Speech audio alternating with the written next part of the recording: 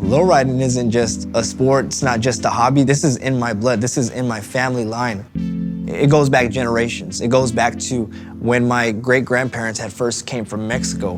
And ultimately, going back into it, I wanted to keep the tradition going.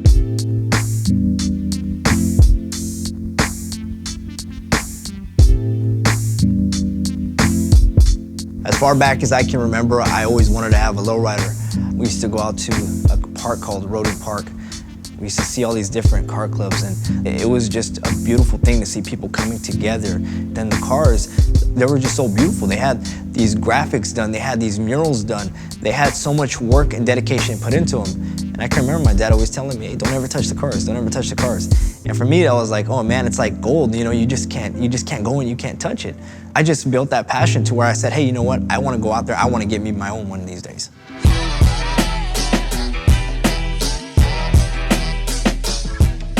My car is a 1971 Oldsmobile Delta 88 with an all-black cherry paint job. I got some gold and red pinstripings just freshly done over on the skirts. I got trims that are actually chromed out and engraved by myself. This car didn't really come too much with a lot of chrome as most other make and models of different vehicles. It's pretty rare to find parts for this vehicle when it came down to the chrome, so coming up with parts from different vehicles, that was the puzzle right there that I had to put together myself.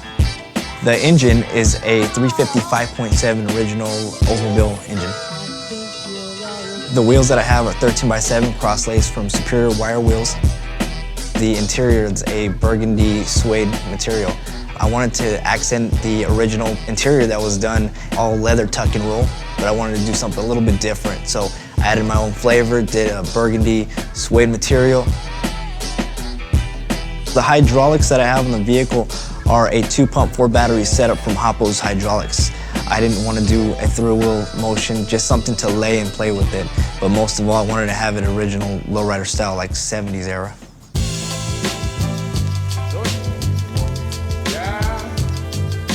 Every time I drive back home to visit family, I take these random little drives to see if I could find a car specifically in the 70s. And one day I just decided to take a shortcut back home, and when I got back to this main street, there it was, just sitting there. When I found it, it was buried in dirt. It was smashed in from the front, smashed from the side. It needed a lot of work done. And it had a very faded for sale sign. Came to find out the owner was about to junk it. I said, hey, let me take it off your hands. He said, hey, give me $400 for it, and it's yours. Started it right up, pulled it out the dirt. We had to drag it out the dirt, drove it home right away. It actually started, and it actually drove home. The restoration process from the time I got it all the way to the time we painted it took about 3 years. This was actually my first car. This was my first lowrider. The first vehicle I've ever owned, the first lowrider I've ever owned.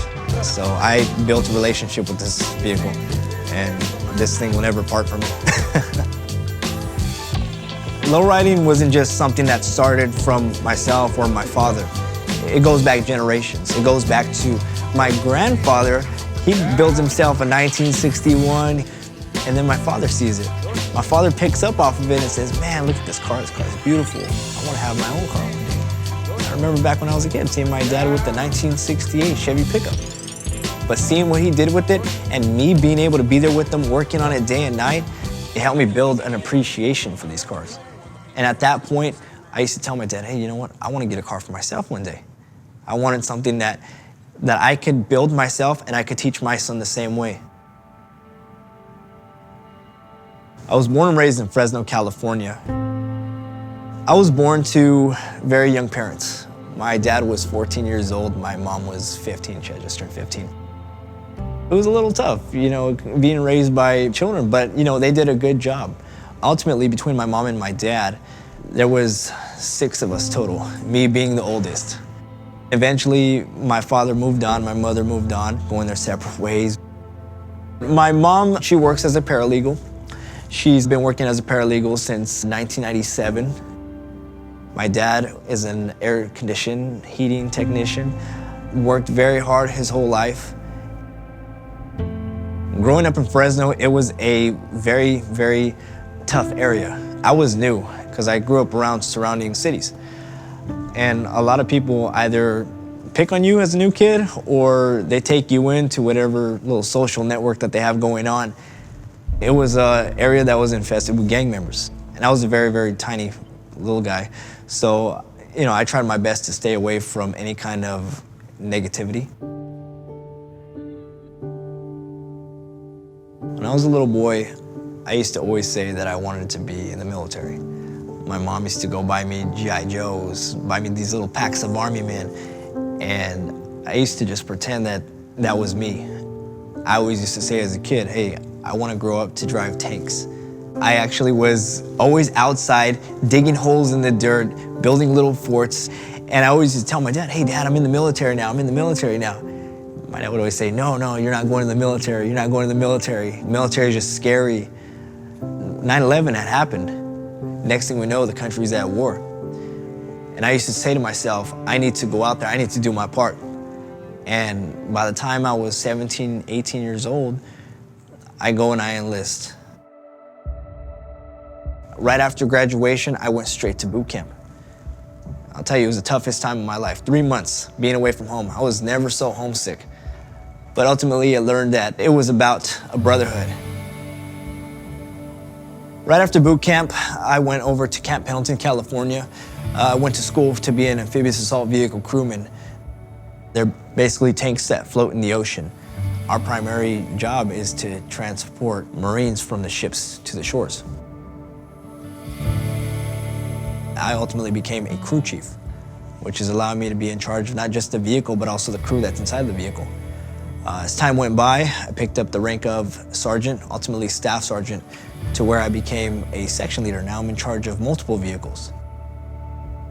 An opportunity came up to go to Afghanistan.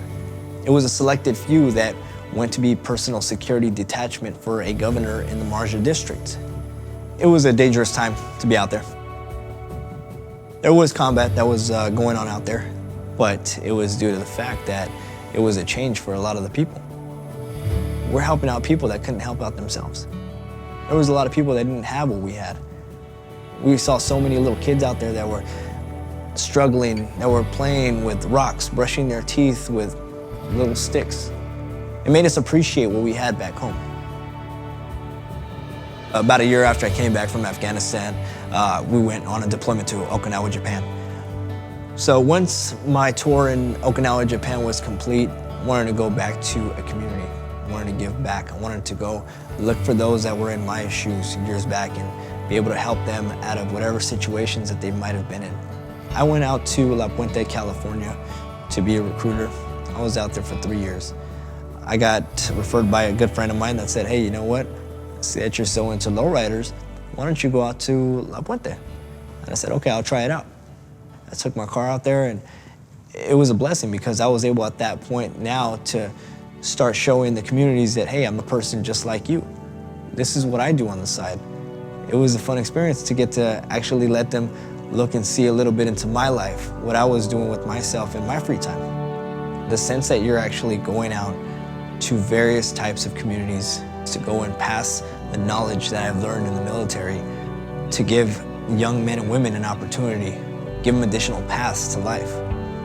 The most proudest time I've ever had in the Marine Corps was being a Marine Corps recruiter.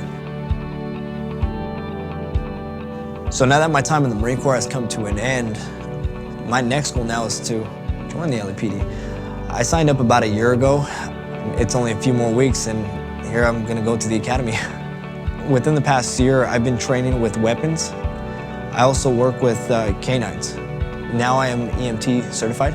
I utilize what I've learned as a recruiter, being able to touch with communities, learn how to respect others, learn how to be able to talk with others and listen and be able to understand what the individual's needs may be. During this time, I want to be able to make sure that I keep my car back home. And I want people to know that, hey, this vehicle is from Fresno. It's from out there. So it's definitely a proud moment whenever I can take the vehicle back to Fresno. Ultimately, we all have goals. We all have dreams, but at the same time, we all have naysayers. There's always gonna be onesies or twosies of negative people that'll tell you that you can't do it. Whatever goal or dream that you may have, you chase it. You keep going. And if you fall down, you just keep moving forward, because eventually it's gonna come to you. You just gotta be patient, but at the same time, you just gotta keep moving. You do what's right in your heart, by the time you know it, you're gonna get it. My name is Barajas. I am a U.S. Marine Corps Staff Sergeant, and I am a lowrider role model.